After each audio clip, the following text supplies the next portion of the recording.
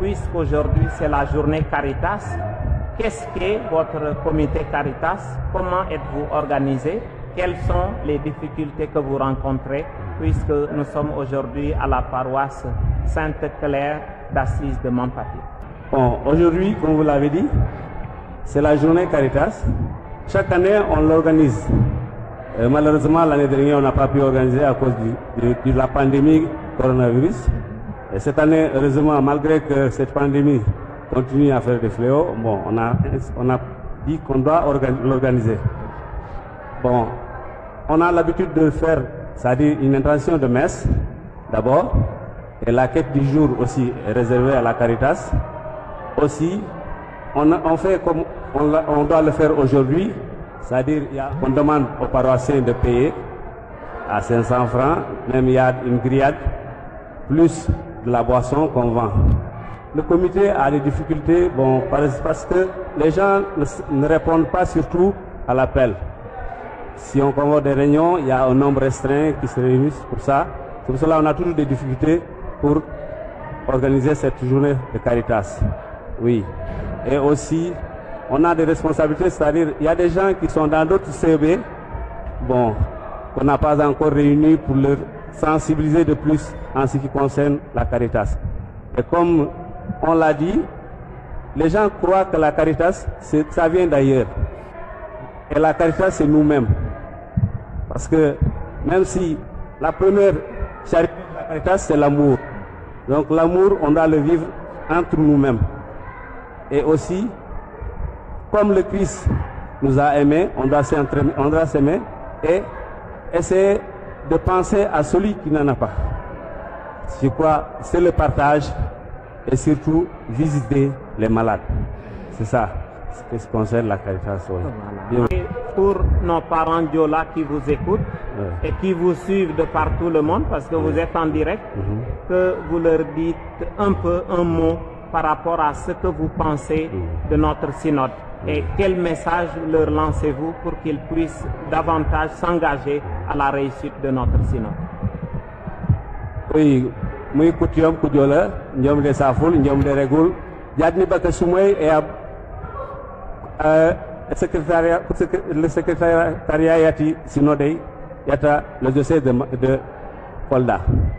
Wanende elawole pour le synode. Anosan depuis ne kubatize omi, konoson ujaw ulikitan anosan burungab. Yenomi anosan tanomi takumulam belumuk. Nuare ulang fecul ulako eleftule bukope kami tanomi. Noni isil wa Yesus Krista amangumi. Man jangoyela edo kasumay. Voilà, il a merci.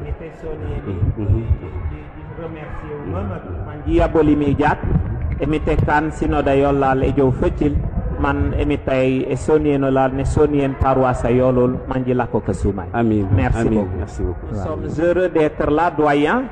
Nous allons vous laisser la parole, dire un peu qui vous êtes au sein de cette paroisse Sainte-Claire de Mampatim et ensuite revenir sur l'historique de la paroisse parce que c'est important. Synode également veut dire partir de là où nous avons démarré jusqu'à ce que nous sommes et en plus sur quoi nous espérons devenir plus tard.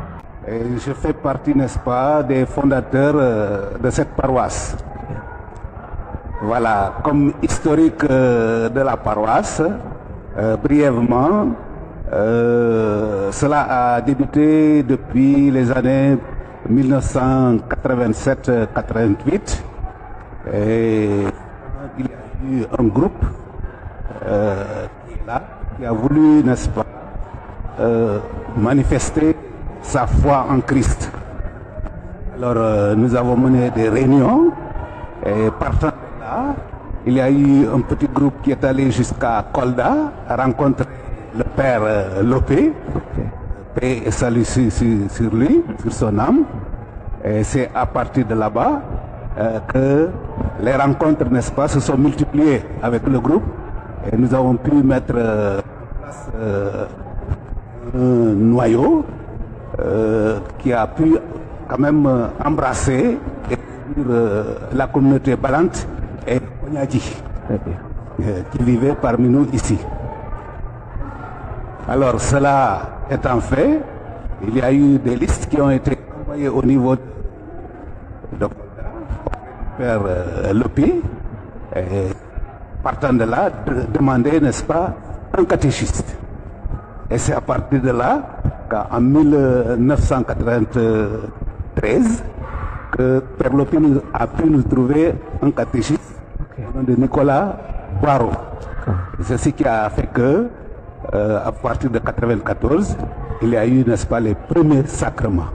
Alors il y a des catéchumènes qui ont pu recevoir leur premier sacrement, baptême, confirmation, et l'année suivante, 2 années suivantes, il y a eu, n'est-ce pas, ce qu'on appelle le mariage. Voilà. Et cela a continué progressivement. Chaque 2 ans, il y a des sacrements, n'est-ce pas, en 2. Quand l'évêque était ici en visite pastorale, il a vu le dynamisme, n'est-ce pas, de la communauté. Et partant de là, quand il est en 2001, il a décidé de faire de Mampatim une nouvelle fondation pour la future paroisse. En effet.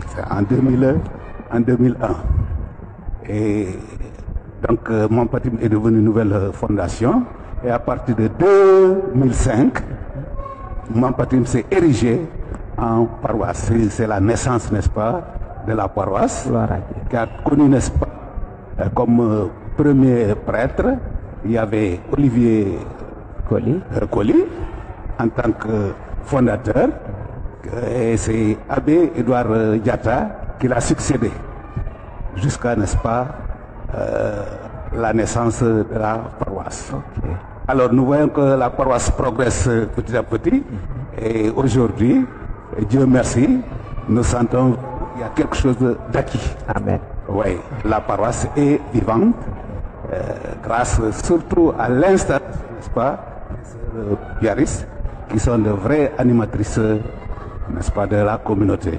Merci. Voilà. En tout cas, gloire à Dieu, nous sommes très heureux d'avoir cette brève historique très utile et importante pour la vie du diocèse, mais également de nos différentes paroisses. Nous vous remercions. Maintenant, est-ce que vous voulez dire un message dans votre langue ou dialecte local par rapport au synode pour appeler la mobilisation autour de ce projet auquel l'évêque nous invite tous? Bon. Oui, quand petit uhula, jadi banyambok bi kanat kayitir pa sinod hilna dan nura pangrisan hilna yakadun along ngon kafet banyam fi bayitir pa sinod dawo sinod dan kang balur pa Christian inun pa banyam si. Merci encore, doyen. Merci. En tout cas, que Dieu vous bénisse et vous garde encore longtemps avec nous pour continuer à nous accompagner, parce que là où il y a jeunesse, on a toujours besoin des anciens pour nous accompagner. Que votre paroisse grandisse encore de la plus belle des manières par la grâce de Dieu et l'intercession de Sainte Claire. Merci encore. Merci, Abbé.